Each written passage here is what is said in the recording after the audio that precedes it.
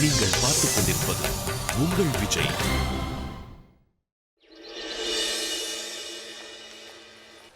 மாலதி, காலையில புடவை கொடுத்தனே எங்க வச்சிருக்க? பாட்டி அதை மேல வச்சிருக்கேன். அங்க வச்சா எப்படி? இத உடனே கொண்டு வரேன்.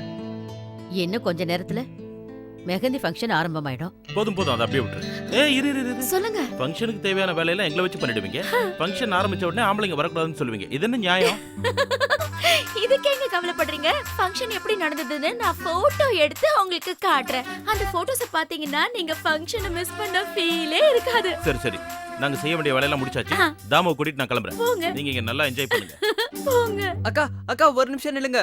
அக்கா இங்க பாருங்க, நீங்க எப்ப பார்த்தாலும் என்ன உதவாக்காரன்னு சொல்லி திட்டுவீங்கல்ல, இங்க பாருங்க உங்களுக்காக நான் கடையில இருந்து எவ்வளவு மருதாணி வாங்கிட்டு வந்திருக்கேன்னு இப்பயாவது என்ன புரிஞ்சுக்கோங்க. அடேங்கப்பா, என் சிங்கக்குட்டி, சபாஷ் செல்லு, சபாஷ். உங்களுக்கு தெரியுமா, நான் இது வாங்குறதுக்கு கடைக்கு போல, ஸ்வீட்ஸ் வாங்க தான் கடைக்கு போனேன். அப்பதான் எனக்கு திடீர்னு ஞாபகம் வந்துச்சு, இன்னைக்கு உங்களுக்கு மருதாணி வைக்க போறாங்கன்னு. ஆனா யாருமே என்கிட்ட மருதாணி வாங்கிட்டு வர சொல்லல. எல்லாரும் மறந்துருப்பாங்கன்னு நினைச்சு நானே சொந்தமா என் மூலியை யூஸ் பண்ணி உங்களுக்காக மருதாணி வாங்கிட்டு வந்தேன். மருதாணில உன்னை யாரட வாங்க சொன்னாங்க? இதெல்லாம் மாமா வீட்டுக்காரங்க தான் கொண்டு வரணும். என்னது, மாமா வீட்ல இருந்தா கொண்டு வரணுமா? பின்ன உங்க மாமியார் வீட்ல இருந்தா? உதவாக்கிற மூளையை யூஸ் பண்ணாதன்னு எத்தனை வாட்டி சொன்னாலும் நீ கேட்க மாட்டியா? நீ உதவி செய்யலனாலும் பரவாயில்ல, ஆனா உபத்திரம் பண்ணாம இரு, அது போதும். போ, முதல்ல வெளிய போ. இதெல்லாம் தூக்கி வெளியில போடு. ஐயோ தாமக்கா, நான் அதை என்கிட்ட கொடு. அவன் என் செல்லக்குட்டி. ஐயோ கடவுளே, என் குழந்தை வெயில்ல அலைஞ்சு மார்க்கெட்டுக்கு போனா, அத இந்த வீட்ல யாரும் புரிஞ்சுக்காம என் பிள்ளைய திட்டுறாங்களே. ஆண்டி ஒரு நிமிஷம், இந்த ரூம் ஃபுல்லா ஃப்ளவர்ஸ் எல்லாம் டெக்கரேட் பண்ணுங்க. ஏன்னா இது என் அக்கா வாழ போற வீடு. வீடு நல்லா இருந்தா தானே அவ சந்தோஷமா இருப்பா. சரி எதானே சொன்னேன், அப்புறம் ஏன் சும்மா இருக்கீங்க? வேலையை பாருங்க. ஏண்டி மாலதி, நீ இன்னும் ரெடி ஆகவே இல்லையா? ஐயோ ஜீவிதாவை நாங்க எவ்வளவு நேரமா கூப்பிட்டு இருக்கோம். எனக்கும் கேட்டது சித்தி, அங்கதான் போய்கிட்டே இருக்கேன். இருங்க. ஐயோ கடவுளே, என்ன பண்றது? அக்காவோட கல்யாணம் இன்னும் கொஞ்ச நேரத்துல முடிஞ்சிரும். அக்கா இந்த விட்டு பிரியறதுக்கும் இன்னும் கொஞ்ச நேரம் தான் இருக்கு. இதை நினைச்சு பார்த்தாலே எனக்கு ரொம்ப கவலையா இருக்கு. வேண்டாம் மாலதி, நீ அழாத. நீ அழுறத பார்த்தா அக்காவால தாங்கிக்க முடியாது.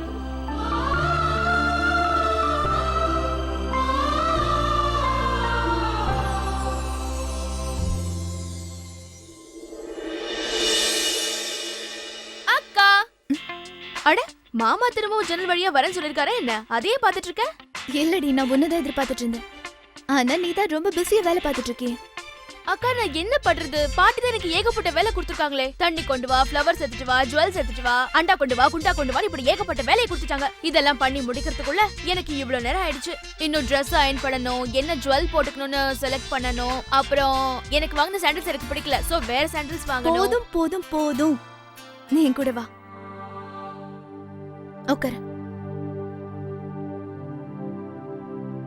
உனக்கு உன்னோட அக்காவை கவனிக்கிறதுக்கு கூட டைம் இல்லாம போயிடுச்சுல்ல? அந்த அளவுக்கு மாலதி பிஸி ஆயிட்டால? ஆமாக்கா, நான் ரொம்ப பிஸியா இருக்கேன். நான் இந்தியாவோட பிரைம் மினிஸ்டர் ஆச்சே. இப்பதான் கேபினெட் மினிஸ்டர்ஸோட மீட்டிங் முடிச்சிட்டு வரேன். அடுத்து ஒபாமா வைஃப் கூட லஞ்சுக்கு போயிட்டு வரணும். என் அக்கா கூட டைம் ஸ்பெண்ட் பண்றதுக்கு எனக்கு டைமே கிடைக்கல. போதும்மா தாயி, போதும். உன்கிட்ட பேசி ஜெயிக்க முடியுமா? சரி, என்ன எதுக்காக தேடணும்னு சொல்லு. இந்த ரூம்ல கரப்பாம்பூச்சி ஏதாவது பாத்தியா? அதான் என்ன துறைக்கு கூப்பிட்டியா? ஒரு சின்ன ப்ராப்ளம். ஒரு நிமிஷம்.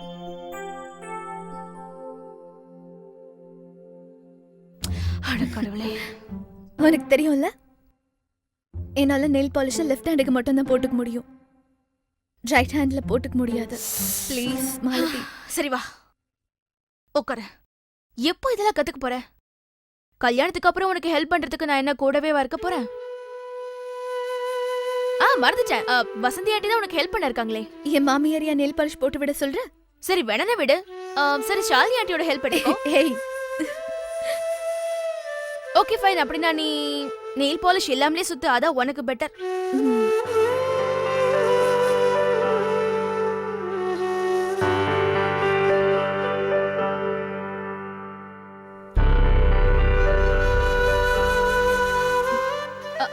அக்கா கருப்பா பூச்சி எங்க? உன் தலைமையில.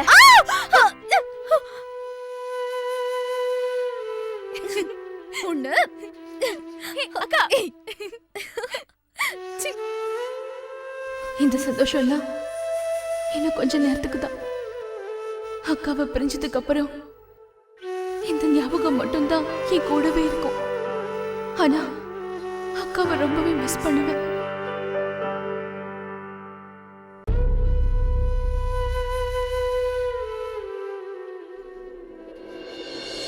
பேங்க் ஸ்டேட்மெண்ட் வர வரைக்கும் கிளைண்ட்டுக்கே இந்த விஷயம் தெரியாமல் போச்சான்.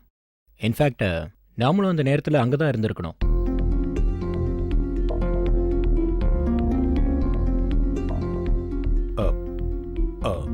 அப்பா அன்னைக்கு தீபாவளி இல்ல, அதனால தான். உன்னோட கவனக்குறைவால நம்ம இந்த கேஸ்ல தோக்கறதுக்கு வாய்ப்பு இருக்கு.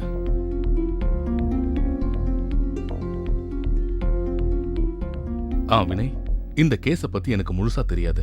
அதை படிச்சு பார்த்துட்டு நாளைக்கு எனக்கு விவரமா சொல்லு. இங்கே பாருங்க தாத்தா, நமக்கு இந்த கேஸ் ரொம்ப முக்கியமானது. அதே மாதிரி கிளைண்ட்டுக்கும் இந்த கேஸ் ரொம்ப முக்கியமானது. இந்த கேஸை பற்றி ஸ்டடி பண்ணிட்டேன். அதனால இந்த கேஸை நானே வாதாடுறேன்.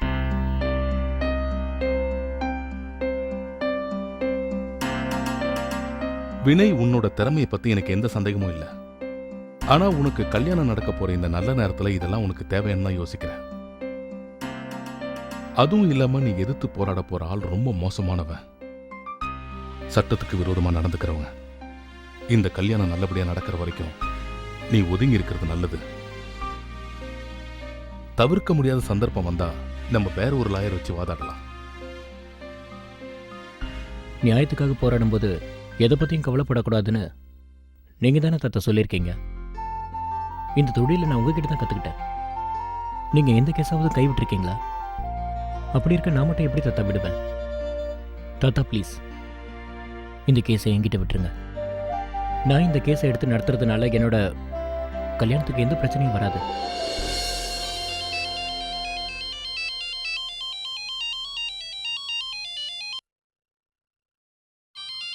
போன்ல யாருன்னு பாரு. நம்ம அப்புறமா இதை பத்தி பேசி முடிவு எடுத்துக்கலாம். சரி தாத்தா. சுந்தர், இனிமேலாவது கேஸ் விஷயத்துல ஜாக்கிரதையா இருக்கணும். சரிங்கப்பா.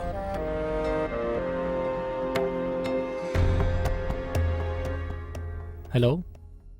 என்ன மாமா, உங்க வருங்கால மனைவி கிட்ட போன்ல பேசுறதுக்கு கூட உங்களுக்கு டைம் இல்லையா? இன்னைக்கு மெஹந்தி ஆச்சே, உங்களுக்கு விஷ் பண்ணனும் தோணலையா? ஹாப்பி மெஹந்தின்னு சொல்லுங்க. அதுக்கு இல்லம்மா, அது பொண்ணுங்களோட ஃபங்க்ஷன் இல்லையா, அதனால நான் வரல. And men not allowed. Men not allowed தான். ஆனா நீங்க தான் ஜென்டில்மேன் ஆச்சே. ஜென்டில்மேன் மட்டும் கிடையாது, அக்காவோட பார்வையில நீங்க ஒரு சூப்பர்மேன். நீங்க மட்டும் வரலாம். நீங்க வந்து ஸ்மார்ட்டா ஒரு ஸ்மைல் கொடுத்தா போதும், இந்த வீட்ல இருக்கிற ரூல்ஸ் கண்டிஷன்ஸ் எல்லாம் பறந்து போயிடும். என்னக்கா? உன்னோட காம்ப்ளிமெண்ட்டுக்கு ரொம்ப ரொம்ப நன்றி. அப்புறம் உங்க அக்கா என்ன பண்றா? அக்காவா? இன்னைக்கு தான் மெஹந்தி ஃபங்க்ஷன் ஆச்சே, அதான் நெயில் பாலிஷ் போட்டுட்டு இருக்கா. அவகிட்ட நான் பேசலாமா?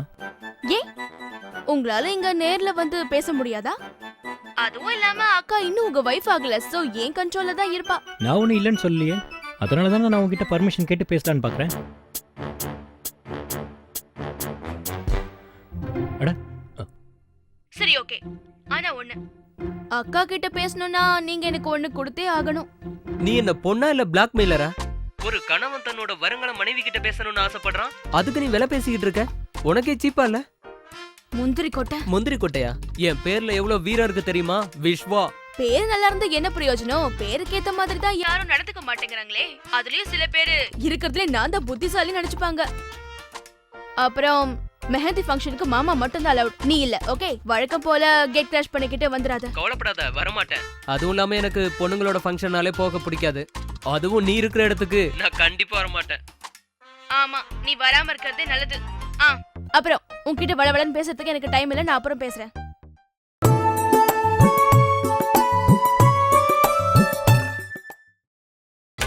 நீங்கள் பார்த்துக் கொண்டிருப்பது உங்கள் விஜய். உன்கிட்ட வளவளன்னு பேசுறதுக்கு எனக்கு டைம் இல்ல, நான் அப்புறம் பேசுறேன்.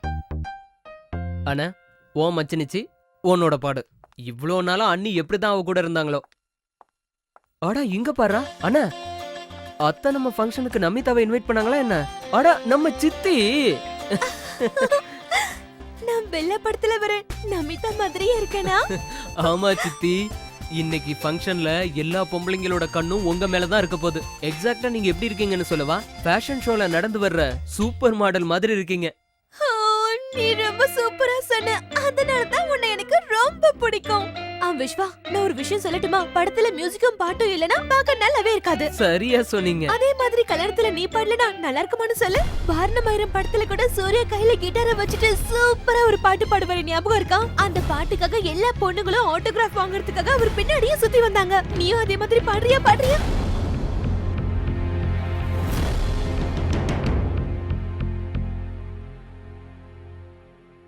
கோவப்படாத விஸ்வா. நான் அப்படி பேசினதுக்கு என்ன மன்னிச்சிரு. யாரும் உன் பாட்டை மிஸ் பண்ணுவாங்களோ இல்லையோ, ஆனா நான் உன் பாட்டை ரொம்ப மிஸ் பண்றேன் விஸ்வா.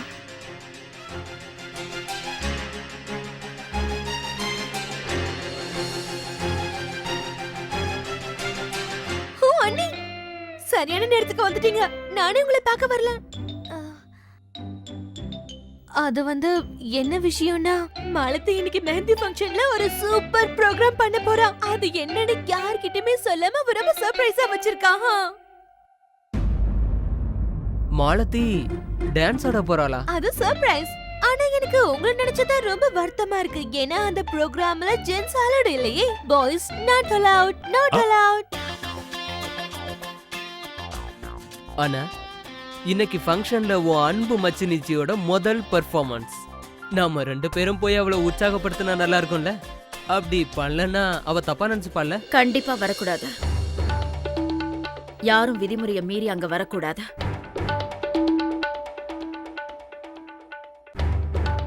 அதுவும் இல்லாம வினைக்கு வேற வேலை இருக்கு. அவனோட சூட் அவன் செலக்ட் பண்ணணும். அப்புறம் காஞ்சனா, நீ வசந்தியை கூட்டிட்டு கெஸ்ட் ஹவுஸ்க்கு போயிடு. நான் அப்புறம் அங்க வரேன். ஓகே? அப்புறம் விஸ்வா, நீ வீட்டை விட்டு வெளியில வராத. ஓகே? உங்கள் ஆணையத்தை. வா வினய்.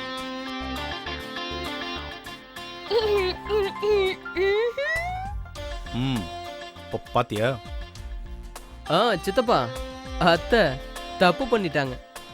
அது என்னன்னா, யாராவது உன்னை செய்யக்கூடாதுன்னு சொன்னா அதை கண்டிப்பா செஞ்சிடுவேன். என்னை யாரும் தடுக்க முடியாது. நான் கண்டிப்பா அந்த ஃபங்க்ஷனுக்கு போவேன். என்னை யார் நினைச்சீங்க? என்ன சித்தப்பா? என்ன அப்பாவுக்கு தெரிஞ்சதுன்னா தோலை உரிச்சிருவாரு. என்ன மட்டும் இல்ல, நம்ம 2 பேரையும் சேர்த்து.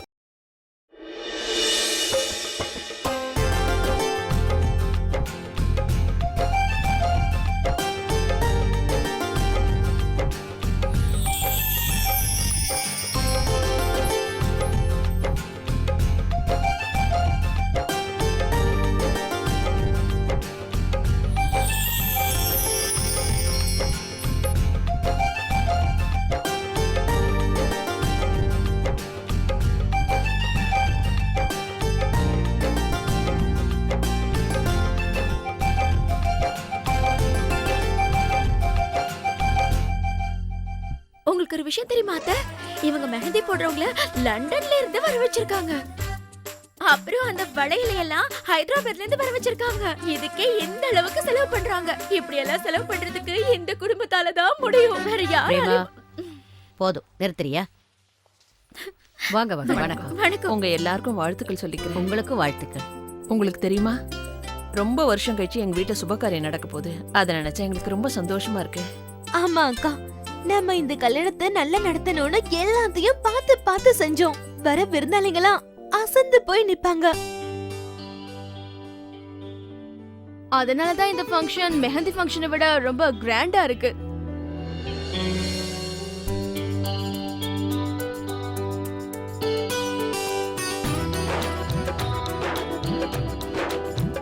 ரொம்ப அழகா இருக்கமா.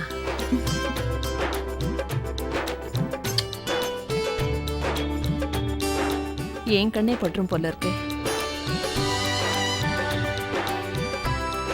நான் உனக்காக தான் இந்த பூமாலையை கொண்டு வந்திருக்கேன். மாலதி,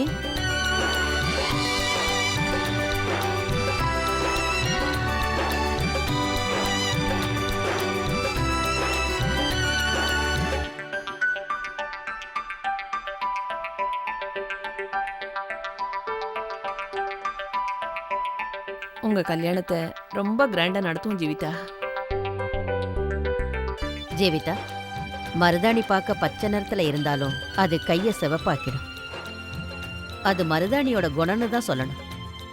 அதே மாதிரிதான் ஒவ்வொரு பொண்ணோட வாழ்க்கையும். நீயும் இந்த மருதாணி போலவே உன் கணவரோட வாழ்க்கையை வண்ணமயமாக்கணும். ஜீவிதா, உனக்கு ஒண்ணு தெரியுமா? மருதாணி எவ்வளவு அதிகமா சிவக்குதோ அந்த அளவுக்கு உனக்கு வரப்போற கணவர் உன் மேல அன்பு வச்சிருப்பாரு. இத பாருமா, இதெல்லாம் வெறும் பேச்சுக்குதான். ஜீவிதா, மருதாணி சவக்குதா இல்லையான்னு கவலைப்படாத. வினய் உன் மேல வச்சிருக்கிற அன்பு என்னைக்குமே குறையாது.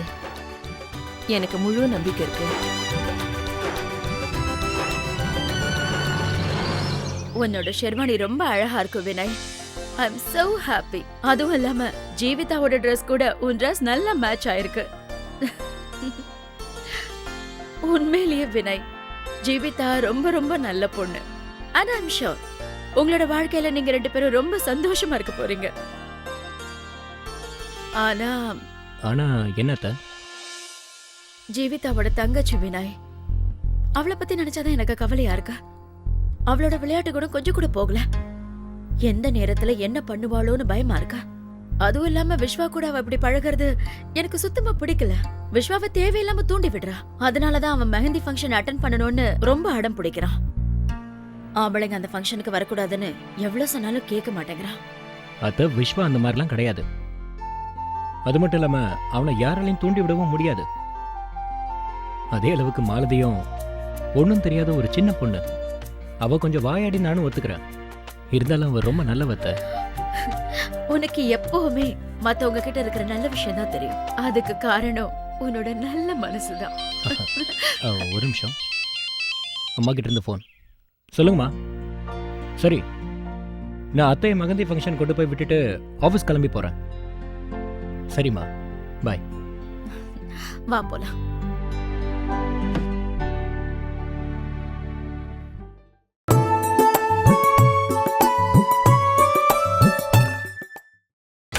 நீங்கள் பார்த்துக் கொண்டிருப்பது உங்கள் விஜய். விஸ்வானா, நீங்க இந்த வீட்டோட ரூல்ஸ் அண்ட் ரெகுலேஷன்ஸ் மீறி அந்த ஃபங்க்ஷனுக்கு போக கூடாது. ரூல்ஸ பிரேக் பண்ணதானே கண்டுபிடிச்சிருக்காங்க டியர். நீங்க வதேரா குடும்பத்தை சேர்ந்தவங்கங்கறத மறந்துட்டீங்களா? நீங்க இப்படி பேசுறது எனக்கு கொஞ்சம் கூட பிடிக்கல. டென்ஷன் ஆகாதடா. உட்கார் உட்கார் உட்கார் உட்கார். என்னது? ச்சே, என்ன மூட் அவுட் பண்ணிட்டீங்க. என்ன நல்ல மூடுக்கு கொண்டு வரணும்னா என் கேள்விக்கு நீங்க பதில் சொல்லணும். டெஸ்ட் மேட்ச் கிரிக்கெட்ல முதல்ல 5000 ரன் அடிச்ச பேட்ஸ்மேன் பேர் என்ன? அட, இது கூட தெரியாதா? சச்சின் டெண்டுல்கர். தவறான பதில்பா. போதும், நாளைக்கு உனக்கு ஒரு சூப்பரான கிஃப்ட் வாங்கி தரேன், ஓகேவா? அத நீ பார்த்த கண்டிப்பா அசந்துருவ. ஓகே, இப்ப ஆன்சரை சொல்லு. எஸ், ரைட் ஆன்சர் என்னன்னா Jack Hobbs, England team batsman. அவர்தான் 14 நவம்பர் 1929ல. போதும் போதும் போதும் போதும். நான் உன்கிட்ட ஒரு கேள்வி கேக்குறேன். ப்ளீஸ். ஒரு காட்டு மிருகம் மலையேறும் போது 3 காலோட ஏறும், இறங்கும் போது 4 காலோட இறங்குது. அது என்ன மிருகம்னு சொல்லு பாப்போம். வேணும்னா ஹெல்ப்லைன் யூஸ் பண்ணிக்கலாம், இன்டர்நெட். அப்படியா? 2 நிமிஷத்துல வந்துடுறேன். 3 நிமிஷம் எடுத்துக்க மேன். Mister junior encyclopedia. என்ன இவன் சித்தப்பா? அது என்ன அனிமல்டா? இங்க வாங்க. அவனை இங்க இருந்து விரட்டி விடுறதுக்கு தான் அத சொன்னேன். ஓஹோ. சரி வாங்க வாங்க இல்ல, போலாம், இல்ல, வாங்க இல்ல, போலாம். ஒரு நிமிஷம் இரு விஸ்வா. நீ ரொம்ப தப்பு பண்ற. இது பொம்பளைங்களுக்கான ஃபங்க்ஷன். ஆம்பளைங்க அங்க நம்ம போக கூடாது. அப்படியே நம்ம அங்க போனா கூட கழுத்தை பிடிச்சு நம்மள வெளியே தள்ளிடுவாங்க. சித்தப்பா, யாம் இருக்க பயமேன்.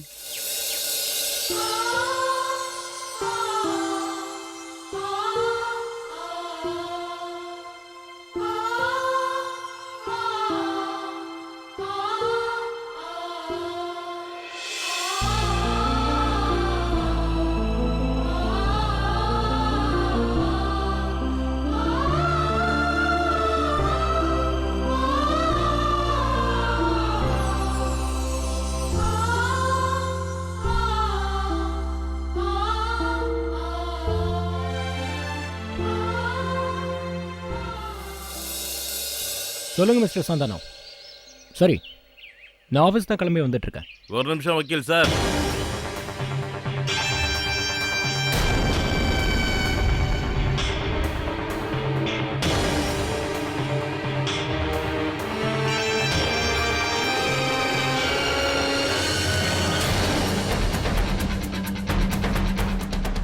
நாளைக்கு கல்யாணத்தை வச்சுக்கிட்டு இப்போ இந்த வேலைலாம் தேவையா?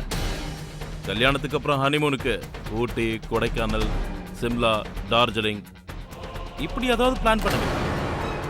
இதெல்லாத்தையும் விட்டுட்டு இந்த கேஸ்ல ஏன் தேவையில்லாம தலையிடுறீங்க? முதல்ல நீங்கள் எதுக்காக வந்திருக்கீங்கன்னு சொல்ல முடியுமா? எனக்கு எதிராக இந்த கேஸை வாதாடுறதை இதோட விட்டுரு. அதான் உனக்கும் உன் குடும்பத்துக்கும் நல்லது. இல்லைன்னா யாரும் உயிரோட இருக்க மாட்டாங்க. நான் சொல்றது உனக்கு புரிஞ்சிருக்குன்னு நினைக்கிறேன். இந்த மாதிரி நடு ரோட்டில் நின்று வெட்டித்தனமாக உங்களை மாதிரி ஆளுங்கிட்ட பேசி எனக்கு பழக்கம் இல்லை. நீ கேட்குற எல்லா கேள்விக்கும் பதில் வேணும்னா நாளைக்கு என்னை கோர்ட்டில் வந்து சந்திச்சு பாரு. Have a nice day mister Sanjay.